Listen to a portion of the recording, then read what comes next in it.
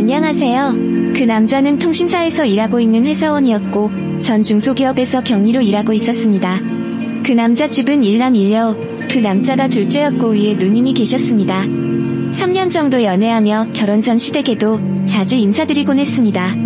상당히 좋은 분들이셨어요. 가정도 화목한 듯해서 결혼하게 되면 크게 시댁 걱정은 없겠다 라고만 생각했었죠. 저희 집 그리 넉넉지 못합니다. 그 남자 집도 잘 살지 못했습니다. 저희 두 집안 모두 그냥 밥 굶지 않고 살 정도의 집안이었습니다.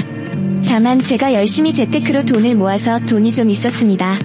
경리로 일하며 몇 년 동안 모은 돈이랑 엄마가 주신 500만 원을 보태 서울에 있는 아파트 갭 투자를 했는데 그게 몇 년간 엄청나게 오르면서 시세 차익을 꽤 봤거든요. 대출까지 해서 겨우 4천만 원 투자한 아파트인데 지금은 10억이 넘고 시세 차익은 6억이 넘습니다. 허나 팔아야 돈이지 실제로 수중에 돈이 있는 건 아니고 저희 집도 도와주실 만한 형편이 안 되기에 예물도 혼수도 그리 사치스럽지 않게 그렇다고 서운함 느끼시지 않도록만 준비하려고 했습니다. 저희 부모님도 그리 생각하고 계셨고 예비시댁에도 당연히 그리 생각하실 줄 알았습니다. 그런데 결혼을 준비하던 어느 날 예비시댁에서 연락이 왔습니다. 혼수 문제로 좀 봤으면 좋겠다고요. 그래서 그냥 일 끝나자마자 바로 갔죠. 가자마자 저한테 바로 예물은 얼마나 하려고 하니 이불 세트, 반상기 같은 건 필요 없으니까 그냥 홈세트로 준비하고 현금예단은 한 1억 원만 해오면 될 것 같다 하시더군요. 홈세트 얘기하실 땐 네네 하고 듣고 있었는데 현금예단 말씀하실 때 저 정말 입이 떡 벌어졌습니다. 뭐라 할 말이 없어 그냥 듣고만 있다가 집으로 돌아왔어요. 집에 말씀드려야 할지 말아야 할지 고민 중에 말씀드렸더니 아빠는 말도 안 된다 하셨어요. 엄마는 좀 과하다 하시면서도 딸아이 시집가서 좋은 소리 못 들을까 싶으셔서 빚이라도 내려고 하셨고요. 그 남자랑 얘기해봤더니 그 남자도 길길이 날뛰더라고요. 무슨 소리냐고 집에 가서 난리를 쳤나봐요. 그리고 몇 시간 후 누님에게서 전화가 왔습니다. 나 시집갈 때도 우리 집 넉넉지 못하지만 제대로 해갔어. 우리 엄마 아빠 서운하시지 않게 좀 잘 부탁해. 더 서울에 비싼 아파트도 있다며. 그 아파트 대출을 내서라도 혼수는 해와야지. 나중에 결혼해서 대출은 갚으면 되잖아. 시집살이 받기 싫으면 지금 제대로 해오는 게 맞는 거야. 내가 우리 엄마 성격을 아니까 충고해주는 거니까 새겨들어. 그리고 그 아파트 공동명의로 바꾸는 것도 잊지 말고 이러시더군요. 그리고 그 일이 있고 며칠 뒤 예비 시아버님 생신 때문에 잠깐 갔었는데 누님 하시는 말씀 주말엔 일 쉬지. 아기 좋아한다고 했지? 우리 애 좀 가끔 좀 봐줄 수 있지? 나 등산 좀 다녀야겠어서 말이야. 나이든 우리 엄마한테 계속 맡길 순 없잖아. 5살이라 말귀도 잘 알아듣고 손 갈 일 별로 없어라더군요. 어이가 없어서 다녀와서 저 정말 잠 한숨도 자지 못했습니다. 출근해서도 도저히 일이 손에 잡히지 않아 그 남자와 저 둘 다 점심시간 마치고 바로 초토에 만났습니다. 오빠, 나 정말 이 결혼하면 평생 우울증에 시달리며 시댁 뒷바라지만 하다 죽을 것 같아. 다시 생각해봐야겠어 라고 제가 말하니 자기가 알아서 조율을 잘할 테니 너무 스트레스 받지 말라 하더라고요. 남자 발 한마디도 한두 번이지 나중에는 도움이 안 된다는 먼저 결혼한 친구 말이 떠올라 머릿속에서 오만 가지 생각이 왔다 갔다 하던 중에 예비 시어머니한테 전화가 왔습니다. 바쁘냐 점심 먹었느냐 이런 말씀하셨지만 왠지 또 혼수 문제일 것 같아 집으로 찾아가는 말을 하고 그 사람과 얘기를 좀 더 하다가 집으로 갔습니다. 가는 길에 그 사람에게 말했어요. 나 당신이랑 결혼 못하겠다. 결혼은 우리 둘의 문제가 아니라 집안 대 집안 문제인데 어머니랑 누님이 지금부터 이렇게 나오시는데 결혼 후에 어떻겠냐? 내가 못 듣다고 해도 좋은데 난 당신이랑 살 자신이 없다. 이런 식으로 쐐기를 박았습니다.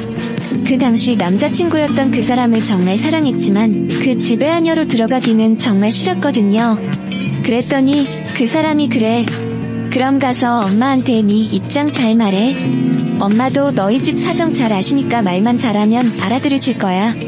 그리고 큰 소리로 소리 높여서 말하지만 그래도 어른이니까 라고 하더군요. 그 말에 가시가 박혀있다고 생각한 건 제 마음가짐 때문일까요? 신경이 날카로워서 그런지 그 말조차도 서운하게 들리더라고요. 여튼 마음 단단히 먹고 집에 갔더니 누님이랑 어머니가 계시더라고요. 누님 댁이 예비 시댁 바로 옆 동이었거든요. 앉아서 그냥 차 마시면서 이런저런 얘기를 했어요. 그러다 누님이 눈치를 살피다가 갑자기 생각났다는 표정으로 창문수 준비는 어떻게 돼가 하시길래 이때다 싶어 제가 말씀드리려고 했습니다.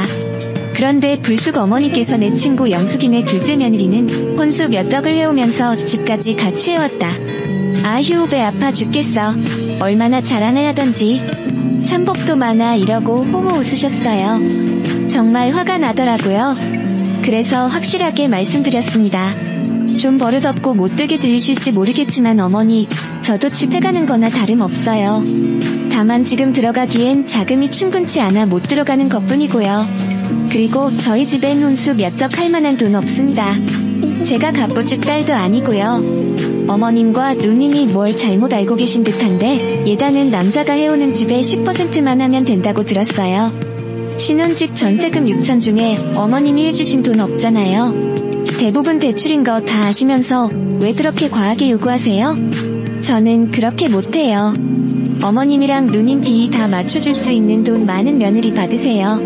그랬더니 그 자리에서 누님하니 너 지금 말 다 했어?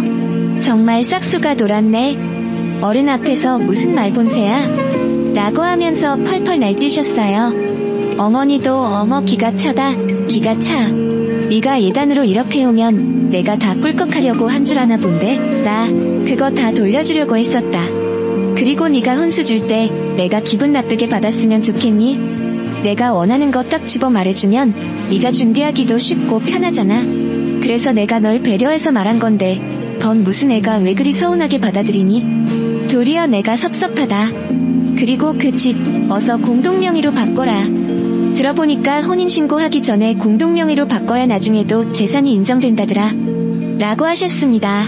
저 정말 그거 듣고 소리 높여서 욕이라도 실컷 퍼부어주고 싶었지만 참고 조곤조곤하게 말씀드렸습니다. 어머님, 친구분 댁에 들어오는 며느리는 얼마나 갑부집 딸인지는 모르겠는데요. 저희 집은 지금 부모님 노후자금도 제대로 없으세요. 그 돈을 제가 어떻게 현금예단으로 다 갖다 바치겠어요? 전 절대 못 그럽니다. 그리고 제가 가지고 있는 집, 엄마가 도와주신 몫도 있어서 전부 다 제 거라고 할 수도 없어요. 그리고 그 집 사는데 이 사람이 보태준 것도 없는데 제가 왜 공동명의를 하나요? 이런 식으로 제가 얘기를 하는데 그놈은 가만히 듣고만 있더라고요. 적어도 지 엄마한테 그건 과하다. 심하다라고 말해줄 줄 알았는데 말이에요. 그걸 보고 굳게 결심했습니다. 그래서 이 결혼 저 못하겠습니다.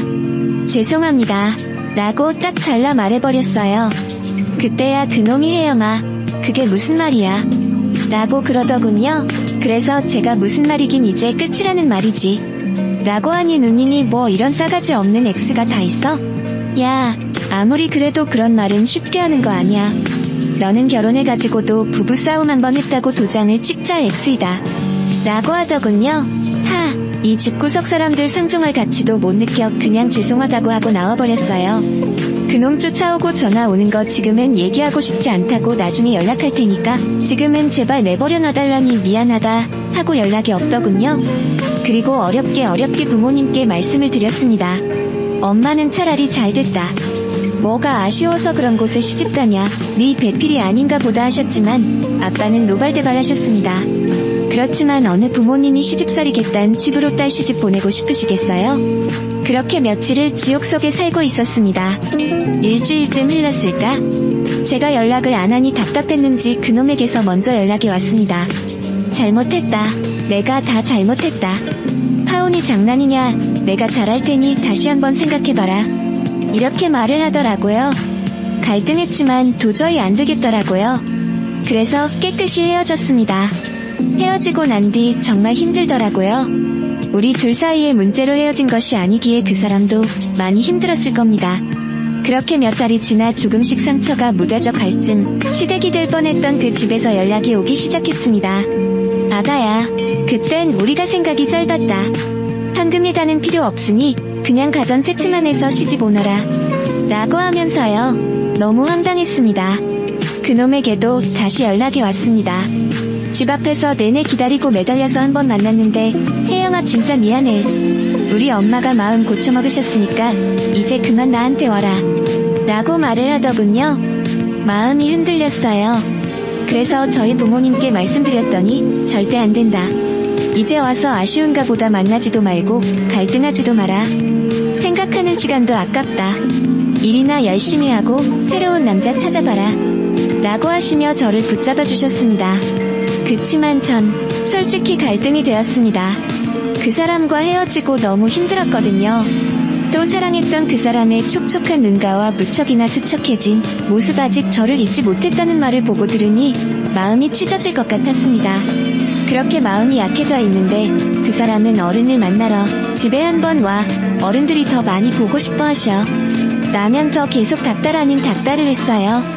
어머님, 고모님 전화 오셔서 너 내치고 후회 많이 했다. 다신 안 그럴 테니 일단 집에 한번 와봐라 하셨고요. 일도 손에 안 잡히고 계속 신경이 쓰였습니다.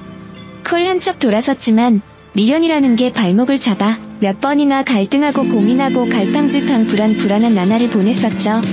하루하루 눈물로 지새고 매일매일 지옥을 수백 번 아니 수천 번 다녀왔어요. 밥을 먹어도 먹는 게 아니고 잠을 자도 자는 게 아니며 말 그대로 죽지 못해 살았던 것 같아요.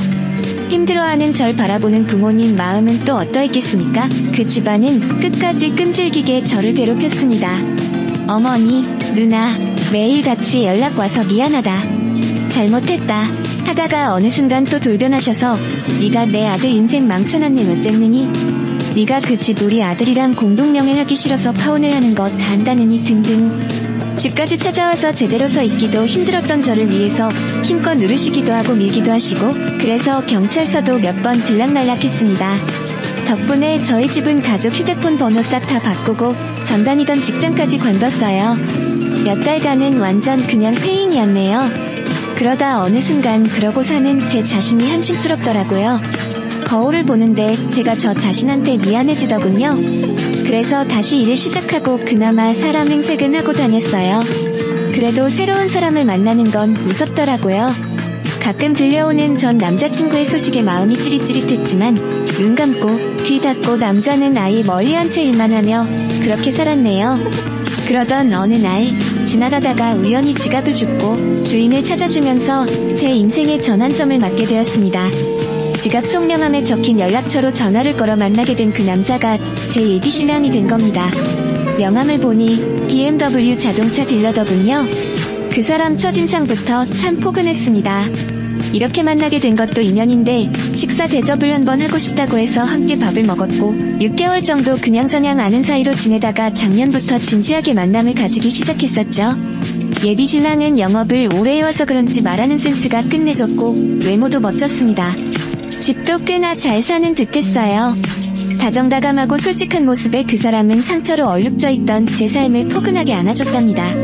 굳게 잠겨있던 제 마음을 아무도 다가오지 못하게 철저히 막아뒀던 제 마음을 서서히 열어주고 보듬어 주었습니다. 죽지 못해 살던 저를 죽을 만큼 사랑해줬어요. 결혼 얘기가 나오고 예전에 트라우마가 생긴 건지 시댁 처음 찾아뵐 때도 가슴이 벌렁거리더라고요. 불안해서 벌벌 떠는 저를 그 사람 어머님께서 따뜻한 손으로 제 손을 감싸주셨어요. 아가씨, 손이 차요. 추운데 오느라 너무 수고했어요. 이게 어머니께서 제게 하신 첫 말씀이었습니다. 온화한 목소리로 다정히 건네셨던 그 순간을 전 아직도 못 잊고 있어요. 토시 하나 안 틀리고 딱 저렇게 말씀하셨어요.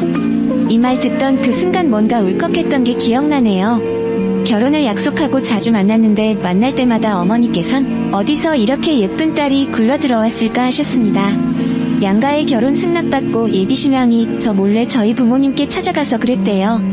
어머님, 아버님 너무 감사합니다. 예쁘게 낳아주시고 길러주셔서 감사하고 이렇게 예쁜 혜영이 이때까지 다른데 안 보내시고 저한테 맡겨주셔서 너무 감사합니다. 라고요. 저희 엄마 이 말 들으시고 우셨다네요. 이렇게 모든 이의 축복 속에서 아름다운 가정을 꾸릴 생각에 너무나 행복했고 하루하루가 즐거움의 연속이었습니다. 그 사람은 외동이라 얄미운 시누이 없었어요. 어머니는 저한테 혼수도 뭐고 아무것도 하지 말아라 고맙다 라고 하시더군요. 그걸 듣고 저희 엄마는 저한테 네가 저번에 이상한 사람 만난 게 이렇게 좋은 사람 만나려고 그랬나? 보다 우리 딸 시집 잘 간다니까 엄마가 더 행복하고 너무 좋아라고 하며 좋아라 하셨습니다. 저와 파혼했던 그 남자 소식을 건너 들었는데 선보고 그 엄마 되는 사람 때문에 떨어져 나간 여자만 2명이라고? 그래서 그 이후로 제대로 된 연애 한 번 못하고 있다고 들었어요. 그리고 그 누님 남편분 몰래 돈 퍼나르다가 홀라당 다 까먹고 들켜서 이혼당했다더군요. 엄마, 누나 때문에 힘든 삶을 살고 있는 그 남자 인생이 불쌍했습니다.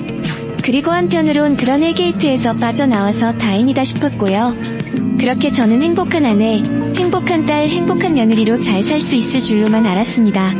평생 행복한 여자로 말이에요. 남편 또한 서울에 투자한 부동산이 몇 채 있다고 했고 시댁도 상가가 몇 개 있다고 하더군요.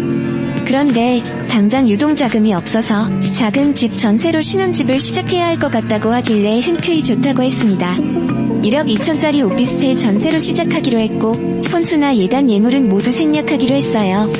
예비신랑이 전세금 모두 본인 돈으로 결국 할 거지만 그 돈이 나오는데 한 달은 걸릴 것 같다면서 우선 제 돈 1억 2천만 원을 빌리자고 하더군요. 바로 갚겠다고 하면서요. 다행히 제가 전세금 올려받은 돈이 있어서 알겠다 하고 신랑 계좌로 1억 2천만 원을 입금했습니다. 또 저한테 직장을 그만두고 편히 쉬라 하길래 결혼을 3달 앞둔 상태에서 직장을 그만두었습니다. 저희는 큰 문제 없이 결혼 준비, 이사 준비를 하고 있었습니다. 그리고 결혼을 2달 앞둔 어느 날 신혼집 전세금 잔금을 치르는 날이었습니다. 그날 아침에 일어나자 예비신랑에게 전화했는데 안 받더라고요. 그 전날 잠들기 전까지도 통화하면서 잔금 치르러 같이 가서 합정일자 받는 것 등등 얘기했거든요. 카톡 남기고 운전해서 예비신랑한테 갔어요. 가는 동안 계속 전화해도 안 받거나 통화 중이고 카톡 확인도 안 하고 애가 타더군요. 결국 부동산으로 전화해서 물어보니 아침에 통화하셨다더라고요. 예비신랑이 회사에 일이 생겼다고 했다고 일단 돈은 부동산 소장님 계좌로 붙이겠다고 했다더군요. 안녕하세요. 그 남자는 통신사에서 그래서 경찰서 갔다 오고 이제 막 잔금 넣으려고 은행 왔다고 말하더군요. 그래서 저도 은행으로 가겠다고 했습니다. 통화하고 20분 만에 은행에 도착했습니다. 은행 앞엔 차를 댈 수가 없어 건물 뒤로 차를 대놓고 전화를 하니 금방 오더라고요. 회사에서 일어난 사고의 자초지종을 물어보니 차가 급발진해서 사고가 났는데 차에 타고 있던 사람이 다리가 부러지고 허리가 많이 다치셨대요. 예비신랑이 그 사고 난 차의 최근 점검자라더군요. 그래서 회사 불려가고 경찰서 갔다 오고 한 거라고 했습니다. 자동차 딜러가 자동차 점검까지 한다는 게 조금 의아했지만 그 분야에 대해 아는 게 없으니까 그러려니 했어요. 그저 화를 냈던 게 미안할 뿐이었습니다. 손이 떨려서 운전을 못하겠다고 해서 제 차로 부동산으로 같이 가자고 해서 가는 길이었습니다. 그런데 거의 다 와서는 잠깐 차 좀 역에 세우라는 겁니다. 회사에서 다시 전화 왔다고요. 차를 세워주니 내려서 밖에서 통화하더라고요. 저는 걱정되고 무슨 일이 벌어지고 있는 건지 궁금했지만 차에서 기다렸습니다. 한 5분 지나 제가 차에서 내려서 다가가니 심각하게 통화하더라고요. 통화 끝나고 무슨 일이냐니까 사고 나신 분이 병원에서 사망하셨대요. 그때부터 예비신랑 굉장히 불안해했습니다. 회사에 다시 들어오란다고 데려다 달랍니다. 아파트 잔금은 어쩌냐니까 본인이 아까 입금했다고 하더군요. 일단 회사 가서 다시 전화하겠답니다. 예비신랑을 회사까지 데려다주고 회사 마당에서 기다렸습니다. 금방 나오더군요. 본인 인감을 가지고 경찰서로 오라고 했다네요. 그래서 그 사람을 경찰서로 데려다줬습니다. 경찰서에 도착하기 전까지도 계속 불안해하길래 제가 오빠 너무 불안해하지 마. 업무 중에 빠뜨린 게 있어? 하던 대로 점검했으면 된 거잖아. 겁먹지 말고 마음 단단히 먹어. 라고 위로해줬습니다. 저한테 이런 모습 보이기 싫다면서 저한테 집으로 돌아가 있으라더군요. 담배 한 대만 피고 들어가겠다고 계속 저한테는 집으로 가 있으라는 말만 하더라고요. 그러면서 절대 경찰서에 들어가는 모습을 보여주지 않았습니다. 경찰서 주차장에서 그렇게 계속 실랑이를 하다가 결국 저는 집에 돌아갔네요. 저는 집으로 돌아와 잠도 오지 않고 돌아가신 분 걱정에 또 맏며린 예비신랑 걱정에 밤을 꼴딱 새우고 해 뜨는 걸 보고 잠깐 눈을 붙였습니다. 잠깐 눈 붙이고 일어나 없는 기운 간신히 차리고 있는데 예비신랑한테 카톡이 오더라고요.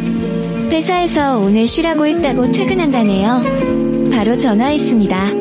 회사에서 별 얘기 없었는지 그냥 어제 경찰서 왔다 갔다 고생했으니 쉬라고 했다고 했대요. 잠 좀 자야겠다 해서 그러라고 하고 끊었습니다. 오후 1시쯤 되어서 부동산에서 전화가 왔습니다. 신랑분이 어제 잔금 입금해 주신다고 하고는 연락 안 되시네요 라고요. 그럴 리가요. 무슨 일이지? 어제 정신없더니 다른 데로 송금한 건가? 제가 예비신랑이랑 통화하고 전화드리겠다고 하고 끊었습니다. 바로 예비신랑한테 전화하니 안 받더군요. 서너 번 더 해도 안 받았습니다. 그래서 그 사람 직장에 들어가서 그 사람 혹시 연락되는지 물어봤는데 저를 이상한 사람으로 쳐다보더군요. 그런 딜러 여기 없다고. 저 김승원 씨 모르신다고요? 여기에서 오래 근무한 딜러 말이에요. 모르세요? 라고 제가 재차 물으니 저희 직원은 아니에요. 혹시 다른 영업점이랑 착각하신 거 아니세요? 라고 하는 겁니다. 그래서 그 사람 사진이라도 보여주고 물어보려고 했는데 생각해보니 저한테는 그 사람 사진은커녕 그 사람과 찍은 사진 한 장도 없다는 걸 깨닫게 되었습니다. 매번 사진 찍자 하면 싫다 해서 웨딩사진조차도 찍지 않았거든요. 저는 믿을 수가 없어서 여기에서 출고된 차량 중에 급발진한 차량 없었어요. 사망사고 났다고 하던데 그 사람들의 대화를 듣고 얼이 빠져서 그 사람 회사라고 믿던 곳에서 빠져나와 상황을 정리해봤습니다. 너무나 혼란스러웠어요. 이 사람은 누구지? 도대체 정체가 뭐지? 그렇게 혼이 나간 채로 집으로 돌아왔습니다. 별의별 생각이 다 들었습니다. 나한테 왜 이런 일이 일어났지? 모든 게 사기였던 건가?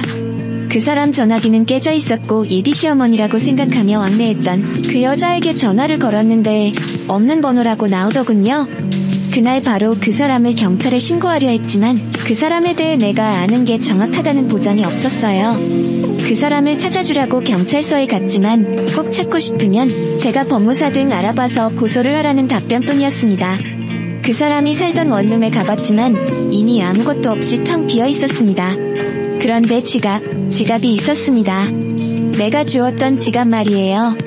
그 지갑을 또 실수로 떨어뜨린 건지 나를 보라고 떨어뜨린 건지 도무지 알 수가 없더군요. 지갑 안에 뭐가 있나 샅샅이 뒤졌습니다. 그 사람의 신분증을 살펴봤어요. 그런데 자세히 보니 위조된 것 같더군요. 제 신분증과 비교해보니 허술한 게 한두 가지가 아니었어요. 지갑 안에는 현금은 없었고 여러 가지 명함이 있었는데 그 명함들을 하나하나 살펴보기 시작했습니다. 그런데 명함 속에 아주 작은 종이 같은 게 하나 있었어요. 뭐지? 하고 봤는데 증명사진이었습니다. 그리고 그 증명사진의 주인공은 저를 충격에 빠뜨렸습니다. 바로 저와 파혼했던 남자의 누님의 사진이었습니다. 일부러 그 사진을 넣어놓고 내가 보게 한 것 같은 느낌에 그 누님이었던 사람에게 전화를 걸었습니다. 다행히 전화 연결이 되더군요. 여보세요? 라고 뻔뻔하게 전화를 받길래 소리를 지르며 말했습니다. 당신 솔직히 말해. 당신이 꼬였지?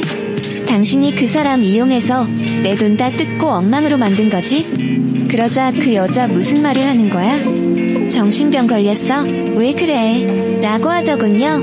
솔직히 말하라고 일부러 지갑 떨어뜨리게 해서 나랑 그 사람이랑 결혼 약속하게 만들고는 돈 뜯은 거 맞지 않냐고 했더니 어머, 너 누구한테 사기당했니? 라고 말하더군요. 심증은 있는데 확증이 없으니 답답할 따름이었습니다. 그날 그년과 전화를 끊고 경찰서에 오늘 있었던 일을 말해도 증거가 없으니 자기들도 어찌할 도리가 없다고 증거를 가져오라고 하더군요. 그래서 증거는 경찰들이 찾아야 하는 거 아니냐고 하니 경찰이 그렇게 한가한 줄 아냐고 오히려 저에게 화를 내는데 진짜 이 사람들이 민중의 지팡이가 맞나 화가 나고 서럽더군요. 그래, 내가 한번 증거를 찾아보자. 그놈을 내가 한번 박살을 내주자 생각을 했습니다. 하지만 생각보다 그건 쉽지가 않았습니다. 그 누님이라는 년은 그 다음엔 연락도 받지 않았고 예비시댁이었던 사람들이랑 파혼했던 예전 남친에게 전화를 해도 소식을 모른다고만 할 뿐이었죠. 제대로 증거를 잡자 결심은 했지만 이미 제 멘탈은 부서질 대로 부서진 상태였기에 거의 자포자기 상태였습니다. 그러다 어느 날 차를 운전해서 가는데 익숙한 얼굴이 보이더군요. 제 예비신랑이었던 그 사기꾼 놈이었습니다. 그놈이 어떤 사무실로 들어갔다가 나오면서 빨간색 아반떼에 탑승하는 게 보였어요. 저는 잘 걸렸다 싶어서 그 차 뒤를 따라갔습니다. 그 둘이 모텔로 들어가기에 뒤따라갔고 그놈부터 차에서 내리더군요. 차에서 이제 내릴 여자는 뻔했습니다. 저처럼 잡혀서 사기당할 여자거나 그 누님인거나. 그런데 그 그 차 안에서 저를 그렇게 따뜻하게 안아주고 잘해주셨던 예비 시어머니였던 그 여자가 내리는 게 아니겠어요? 생각해보니 나이에 비해 너무 젊어 보여서 신기했었습니다. 저희 엄마랑 동갑이라는데 아무리 봐도 10살 이상은 젊어 보였었거든요. 그런데 요즘엔 돈 많은 사람들은 관리도 잘 받고 연예인들 봐도 나이보다 훨씬 어려 보이니 그럴 수도 있겠다 싶었는데 그게 아닌 것 같더군요. 이 둘은 연인이었던 겁니다. 이 둘은 뭐가 그렇게 급하고 신났는지 갑자기 내렸던 차 안에 들어가 갑자기 그 짓거리를 하기 시작했습니다. 진짜 너무나 어이없고 황당했어요. 눈물만 나왔습니다. 저는 그 둘을 눈물을 삼키고 모텔에서 나와가는 길을 뒤따라갔고 그 남자를 어떤 빌라에 데려다준 다음에 그 여자는 자기 갈 길을 가더군요. 같이 사는 건 아닌 것 같았어요. 저는 그 남자가 빌라에 들어가고 나서 한참을 밖에서 바라봤습니다. 어느 집 불이 켜지나 보기 위해서였죠. 그렇게 그 사람 집을 알아냈고 그 다음 날 혹시라도 그 사람이 눈치챘나 차를 빌라에서 먼 곳에 주차하고 몸만 와서 주차장 한 곳에서 쭈그리고 숨어 있었습니다. 그 사람 집에 불이 안 켜져 있는 걸 확인한 다음에 바로 그 사람 집으로 추정되는 곳으로 가서 열쇠공을 불러 집 문을 열었어요. 집안을 보니 아주 좁고 눅눅하고 난리더군요. 그리고 바닥에 여러 가지 물건들이 있었는데 그 중에 눈에 띄는 것은 제가 주었던 그 사람의 지갑과 똑같은 지갑들이 여러 개 있는 거였습니다. 어이가 없더군요. 그리고 한쪽에 장부처럼 보이는 게 있어서 봤더니 여자들 이름과 연락처 만난 날짜, 있었던 일 등등을 적어놓은 것이었어요. 그리고 그 안에서 익숙한 이름을 발견하게 됐습니다. 하나는 제 이름이었고 하나는 하온한 남자의 누님이었습니다. 알고 보니 그 누님도 이 남자에게 당한 듯 했어요. 생각해보니 돈을 빼돌리다가 이혼당했다고 들었었는데 그 이유가 이거였구나 싶더군요. 저는 바로 경찰서에 가서 자초지종을 설명했고 경찰은 제가 아무도 없을 때 주거 침입한 것에 대해 형사처벌될 수 있다는 점을 말하더군요. 상관없다 했습니다. 그 사람만 잡아달라고 했어요. 결국 경찰과 함께 잠복 후 그 사람을 검거하게 되었고 알고 보니 그 사람 며칠 뒤에 싱가포르로 출국하려고 항공권까지 끊어놨더군요. 저처럼 당한 여자들이 한두 명이 아니었어요. 그 사람은 사기죄, 신분증 위조죄 등 여러 죄명으로 기소되었고 저 또한 주거침입죄로 처벌을 받게 되었네요. 그 사람에게 뜯긴 돈은 결국 받지 못했고요. 해외 계좌로 빼돌린 것 같다던데 찾기가 쉽지 않다더군요. 그렇게 저의 두 번째 약혼도 실패로 끝이 났습니다. 경찰서에서 피해자 신분으로 그 누님이랑 파혼했던 전남친을 만나게 됐는데 진짜 쪽팔리더라고요. 참 인생 부질없어서 죽고만 싶습니다. 그래서 경찰서 갔다 오고